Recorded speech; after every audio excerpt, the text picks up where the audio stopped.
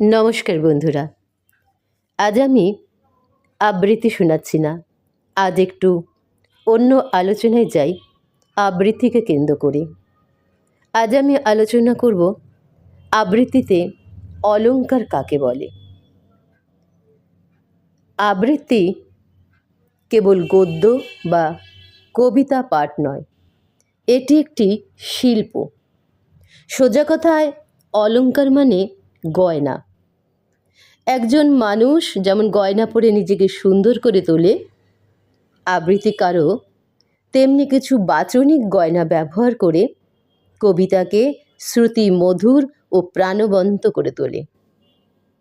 আবৃত্তিতে অলংকারগুলো মূলত কয়েকটি ভাগে বিভক্ত। 1. স্বরক্ষেপণ ও কণ্ঠের কাজ। 2. পজ মানে জ্যোতি ও বিরাম। 3 হচ্ছে ঝোঁক। 4. আবেগ ও রস। 5. উচ্চারণ শৈলী। তো 1 যেটা স্বরক্ষেপণ ও কণ্ঠের কাজ, এটি আবৃত্তিকারের সবচেয়ে বড় অলংকার। কণ্ঠের ওঠা নামা এবং শব্দের সঠিক প্রয়োগই কবিতার ভাব ফুটিয়ে তোলে। আরোহণ এবং অবরোহণ কণ্ঠস্বরকে নিচু থেকে উঁচুতে তোলা বা উপর থেকে নিচে নামানো।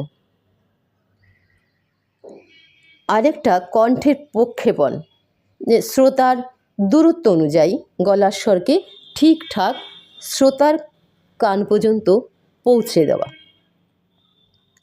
2 নম্বর হলো জ্যোতি ও বিরাম।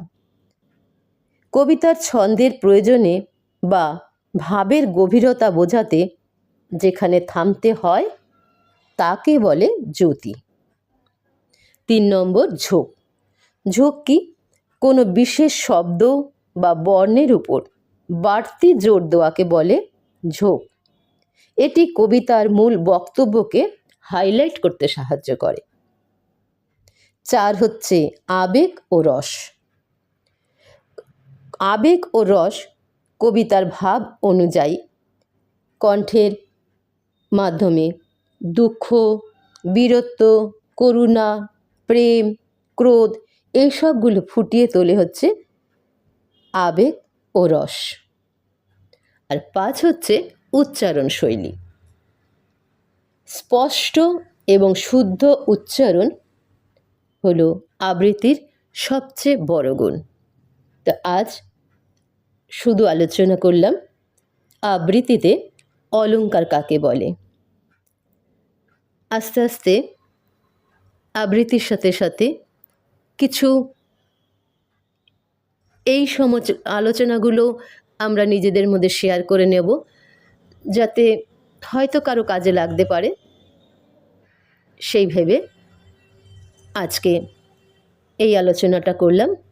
সবাই ভালো থাকবেন।